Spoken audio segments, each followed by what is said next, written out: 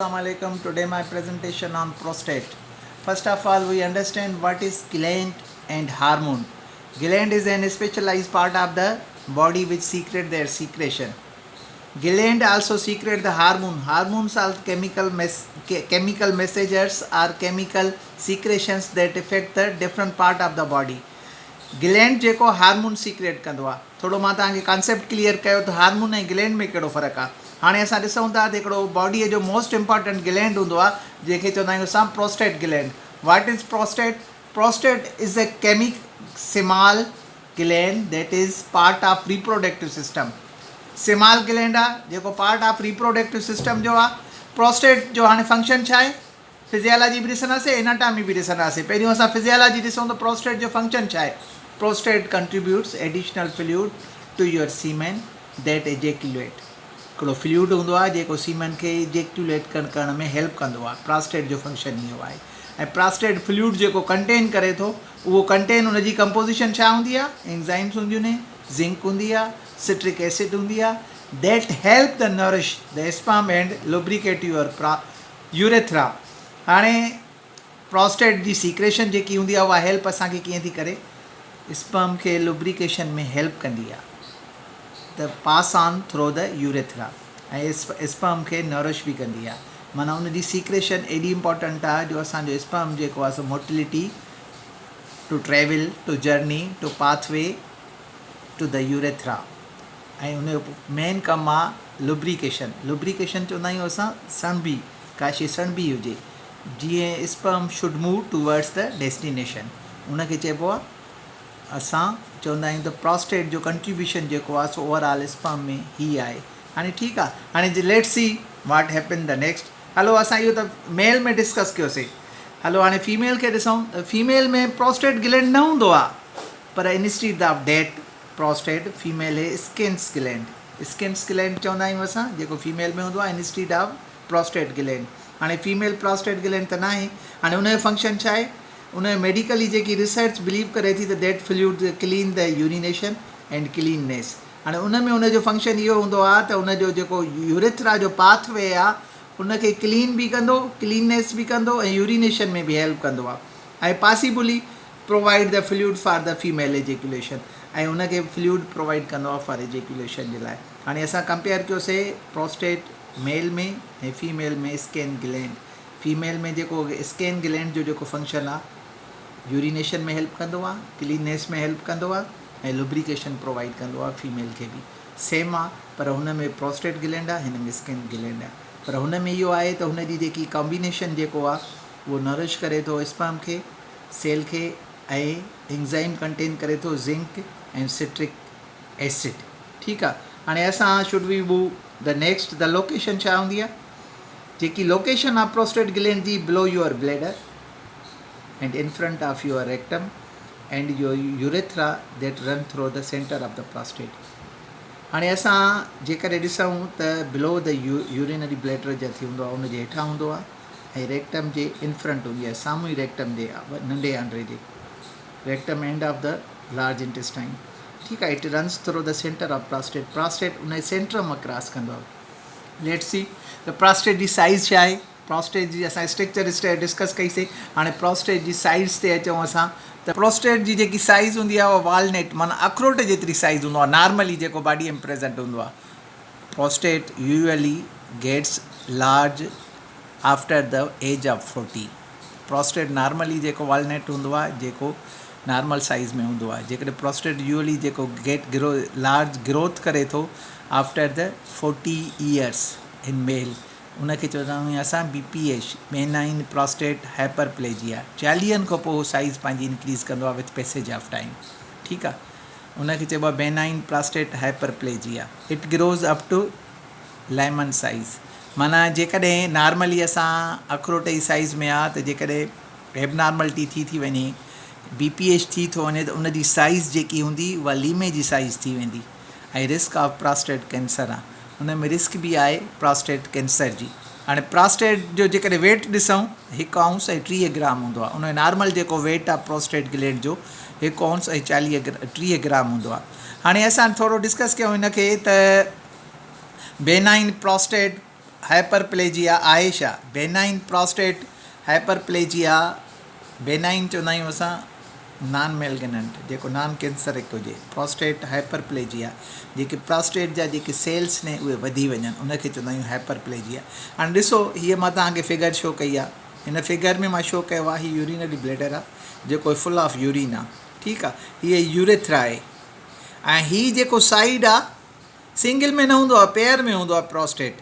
हाणे both side of urethra आहे, ठीकु आहे। हाणे जेको यूरिन हिते पास थो थिए, इहो पास ऑन थींदो थ्रो यूरेथ्रा, ठीकु आहे। हे हिन में हे नॉर्मल आहे, हे जेको प्रोस्टेट असां नॉर्मल शो कयो आहे। हिन में असां ॾिसंदासीं त इनलार्ज प्रोस्टेट कीअं आहे। हाणे यूरिनरी ब्लैडर आहे, हे हिन में यूरिन आहे। हीअ जेकी ॾिसो पाइप ॾिसो, ट्यूब ॾिसो, जेको यूरेथ्रा खे कन्वे करे थो, कन्वे करे थो urine from urethra, urinary bladder to from urethra. हिन जी साइज़ ॾिसो, हीअ ॾिसो ब्लू जेको शो कयो आहे, कंप्रेस्ड आहे। कंप्रेस्ड माना due to enlarge of prostate, जंहिंजे करे उहा पाइप जेको आहे कंप्रेस थियल आहे, ट्यूब कंप्रेस थियल आहे, जंहिंजे करे प्रोस्टेट इनलार्ज आहे, जेकी यूरिनेशन में असांखे उन में डिफ़िकल्टी थींदी तो पास ऑन।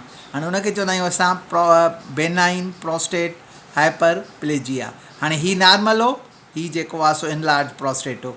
हाणे उनजे लाइ जेकॾहिं मेडिकल असां टेस्ट ॾिसूं त डिजिटल रेक्टल एग्ज़ामिनेशन कई वेंदी आहे। डिजिटल रेक्टल एग्ज़ामिनेशन कई वेंदी आहे, या प्रोस्टेट स्पेसिफिक एंटीजीन मोर देन जेकॾहिं 4 आहे। नॉर्मल हिकिड़ो प्रोस्टेट स्पेसिफिक जीन ब्लड में ॾिठो वेंदो आहे, जेकॾहिं 4 खां मथे आहे त पोइ हुनखे चवंदा आहियूं त तव्हांखे BPH आहे, ठीकु आहे। मां तव्हांखे एज ॿुधाई त 40 खां 50 खां अबो जेको स्टार्ट थींदो आहे प्रोस्टेट ग्लैंड इनलार्ज थियणु, ठीकु आहे। ऐं उन में बायोप्सी कई वेंदी आहे। बायोप्सी कीअं कई वेंदी आहे? Microscopic study of prostatic tissue, ठीकु आहे। नेक्स्ट, हाणे थोरो मां समअप करे वञा त असां छा छा डिस्कस कयोसीं, ठीकु आहे। असां कयोसीं BPH, benign prostate hyperplasia. Benign मां तव्हांखे ॿुधायो त नॉन मेलिग्नेंट हूंदो आहे। प्रोस्टेट जो हिकिड़ो जेको आहे सो कंडीशन हूंदी आहे, जेकी प्रोस्टेट जा जेके सेल्स ने उन्हनि जी साइज़ वधी हूंदी आहे। हाणे उहो डिस्कस कयोसीं हाइपरप्लेजिया, ठीकु आहे। हाणे उन में मां तव्हांखे फिगर बि शो कई त यूरिनरी ऐं जेकी यूरेथ्रा आहे उहो जेको आहे सो कंप्रेस थी थो वञे due to enlarge of prostate. हाणे ॾिसूं त एज इफेक्टेड कहिड़ा ने। हाणे इहो त असां डिस्कस कयोसीं, उनजो जनरल व्यू वरितोसीं त आहे छा ऐं किथे थिए थो, छा थो थिए। हाणे ॾिसूं त एज जेके एज इफेक्ट करे थी, उहा कॉमन एज कहिड़ी आहे। Mostly common in main after 50 years. जेकी मोस्ट कॉमन एज आहे उहा 50 खां पोइ जेके इन माण्हू मेल जेको आहे सो इफेक्टेड थींदो आहे। इहो तव्हां पंहिंजे ज़हन में रखी छॾियो, ठीकु आहे। छो त तव्हांजे घर में तक़रीबन हिकु अधु अहिड़ो कुराड़ो माण्हू हूंदो जेको 50 खां अबो हूंदो। तव्हां हुन जा सिम्टम्स डायग्नोस करे सघो था, हुन खां पुछी करे तव्हां जेको आहे ट्रीटमेंट स्टार्ट करे सघो था। तव्हांखे इहो जेको आहे जनरल अवेयरनेस आहे। छो त मां उअई बि जेको लेक्चर मुंहिंजो हूंदो आहे उहो सिंधीअ में हूंदो आहे, easy to understanding. Effect more than 50 peoples in 50 years. 50% जेके माण्हू ने उहे 50 ईयर्स जा हूंदा नी, ऐं जेके इफेक्टेड हूंदा 90% पीपल हूंदा आहिनि 80 खां 90 एज वारा। माना 90% जेके माण्हू हूंदा उहे 80 ऐं 90 एज वारा हूंदा। 50 जेके हूंदा, 50% जेके इफेक्टेड हूंदा उहा 50 हूंदा, ठीकु आहे। ऐं कॉमन जेको थींदो आहे उहो 50 खां स्टार्ट थी वेंदो आहे। हाणे ॾिसूं एक्चुअली छा आहे त हेॾी रिसर्च थी आहे, हिन जो मोड ऑफ एक्शन अननोन आहे। Mode of action unknown in करे आहे त एज सां जेके हार्मोनल इम्बेलेंस थियनि था, जेके बॉडीअ में असांजा हार्मोन एंड्रोजन, टेस्टोस्टेरोन ऐं एस्ट्रोजन, उहे इम्बेलेंस थियनि था विथ पैसेज ऑफ टाइम। त उन्हनि जे करे जेको आहे सो असांजा सिम्टम्स जेके आहे सो फ्रीक्वेंटली चेंज था थी वञनि। उन जे करे जेको आहे हिन मोड ऑफ एक्शन को बि नोन आहे। स्टिल साइंस एॾी तरक़ी कई आहे, रिसर्च हले थी, पर उन जा सिम्टम्स जेको आहे सो डायग्नोस करे सघिया आहिनि, पर mechanism of action still we wait for the research, ठीकु आहे। जेकॾहिं असां सिम्टम ॾिसूं त उन जा सिम्टम्स कहिड़ा आहिनि, असांखे लेट्स सी त असांखे कीअं ख़बर पवे त हीअ जेको आहे सो इफेक्टेड आहे from BPH। Frequency of urine, frequency पहिरियों सिम्टम आहे फ्रीक्वेंसी ऑफ यूरिन, पेशाब का बार बार आना, नेक्चोरिया, रात को 2 से 3 दफ़ा उठ जाना। नेक्चोरिया चवंदा आहियूं असां, राति खां जेको 2 खां 3 दफ़ा उथे थो उनखे नेक्चोरी चइबो आहे। पेशाब जो बार बार अचणु, अर्जेंसी, पेशाब को रोक न सकना। माना जेकॾहिं कुराड़ो माण्हू 50 साल जो आहे, उहो उथी थो अचे बेड खां वॉशरूम ताईं त रोके नथो सघे, पेशाब जेको आहे उनजो पासान थो थी वञे। पुअर स्ट्रीम, पेशाब जी जेकी धार आहे उहा बारीक आहे, सनी आहे, माना प्रॉपर जेकी आहे सो फिलो न आहे. इनकम्प्लीट एम्पटिंग, मसानो प्रॉपर ख़ाली नथो थिए. हर अर्जी थी थिए पेशाब कयां, पर पेशाब में आहे कोन. पर हर दिलि चए, माना दिलि न मक़सदु चवंदो आहे त हुनखे लॻे ईअं थो त मां पेशाब करे अचां, पर एम्प्टी हूंदो आहे यूरिनरी ब्लैडर. रिटेंशन, पेशाब बंदि थी वञनि. ऐं इंटरमेंसी, रुक के आना, पेशाब खे रुकिजी अचणु. इहे हाणे असां BPH जा सिम्टम्स ने. इन सिम्टम जे बेस ते जेको आहे सो यूरालॉजिस्ट डायग्नोस कंदो आहे त he is suffering from BPH, benign prostate hyperplasia. हाणे ठीकु आहे, हे हिन जा काज़ ॿुधायोमांव. एंड्रोजिन, टेस्टोस्टेरोन, एस्ट्रोजिन ऐं हार्मोनल इम्बेलेंस थी वेंदो आहे.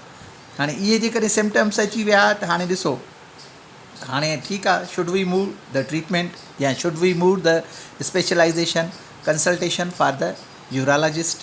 यूरालॉजिस्ट असां जेकॾहिं वेंदासीं इन्हनि सिम्टम्स सां, त यूरालॉजिस्ट तव्हांखे सजेस्ट छा कंदो. हाणे हुन ॾिसूं प्रोटोकॉल. यूरालॉजिस्ट जो प्रोटोकॉल छा आहे? सर्जरीअ में छा थींदो? TURP, trans urethral resection of prostate. Trans urethral resection अंदरि जेको आहे सो हिकिड़ी ट्रांस यूरेथ्रल हिकिड़ो इंस्ट्रूमेंट हूंदो आहे जेको पास कंदा आहिनि हुन पाइप में यूरेथ्रा मां. त प्रोस्टेट जा जेके इन टिशू ने उनखे असां रिसेक्शन कयूं, माना उनखे कटिंग कयूं, पोइ जीअं पेशाब जो फ्लो जेको आहे सो इंक्रीज़ थिए. हाणे इहो बि थींदो आहे. ऐं ॿियो जेको आहे ट्रीटमेंट बि अवेलेबल आहे. ट्रीटमेंट ऑप्शन में ॾिसूं हिन वक़्तु, हाणे ठीकु आहे, पेशेंट में सिम्टम्स स्टार्ट थी विया त हाणे पेशेंट जेको आहे सो मूव थींदो त मां कंसल्टेंट ॾे वञा. ठीकु आहे, इहो न ठीकु आहे. ट्रीटमेंट ऑप्शन ॾिसूं त ट्रीटमेंट ऑप्शन्स कहिड़ा आहिनि? ट्रीटमेंट ऑप्शन में मल्टीनेशनल कंपनी जूं ॿ ड्रग्स ईंदियूं आहिनि जेके जंहिंजो मोड ऑफ एक्शन हूंदो आहे ओपन द चैनल्स. उन्हनि जो mode of action open the channels. Channel open कीअं कंदी? त यूरिनरी ब्लैडर में जेके स्मूथ मसल्स ने उनखे रिलैक्स करे, कॉन्ट्रैक्ट थियल आहिनि त रिलैक्स करे त जीअं यूरिन पास ऑन थिए. वेज़ो डायलेटेशन कंदियूं त उनखां पोइ यूरिन पास ऑन थींदो, जेकी हाइड्रिन जे नाले सां ईंदी आहे, जेकी एबट जी प्रोडक्ट आहे. हीअ रिसर्च प्रोडक्ट आहे जंहिंजो मोड ऑफ एक्शन आहे. ठीकु आहे. उनखां अलावा नेक्स्ट ड्रग्स अवेलेबल ने, उन्हनि जो मोड ऑफ एक्शन था डिस्कस कयूं त या त श्रिंक कंदियूं साइज़ ऑफ प्रोस्टेट, या उनजी साइज़ खे सुकाड़नि, या उनजा चैनल ओपन कनि. हिन वक़्तु मार्केट में इन खां अलावा को बि ट्रीटमेंट अवेलेबल न आहे ऑप्शन. ॿ मोड ऑफ एक्शन हूंदा आहिनि. हिकिड़ो मोड ऑफ एक्शन इहो आहे त जेको आहे चैनल ओपन करे. चैनल ओपन ईअं आहे त स्मूथ मसल्स खे रिलैक्स कंदी त यूरिन जो फ्लो इंक्रीज़ थी वेंदो. ऐं ॿियूं जेके इन श्रिंक कंदियूं प्रोस्टेट जी साइज़ खे, जंहिंसां प्रोस्टेट जेको साइज़ जेकी श्रिंक थींदी त उन सां बि जेको आहे सो यूरिन पास ऑन थींदो. जेके सिम्टम्स ने जेके उहे फ्री थी वेंदा. बाक़ी उनजो मोड ऑफ एक्शन जेको हूंदो न उहो प्रॉपर इन ते ई कमु कंदो. उनखां अलावा उहो सिम्टम फ्री थी वेंदा. बाक़ी एग्ज़ैक्ट जेको आहे सो mechanism of action unknown. Age related hormonal changes is known. That is research से the hormonal changes will be the cause of the prostate hyperplasia, BPH. ठीकु आहे. ॿियो हिन में जेकॾहिं प्री डिस्पोज़िंग फैक्टर ॾिसूं त उनजे सिम्टम्स खे असां समअप कीअं कयूं? हिकु त तव्हां पंहिंजो रेगुलर एक्सरसाइज़ कयो. First of all regular exercise. Second, तव्हां जेको आहे सो वेट मेंटेन कयो, बॉडी वेट. ठीकु आहे.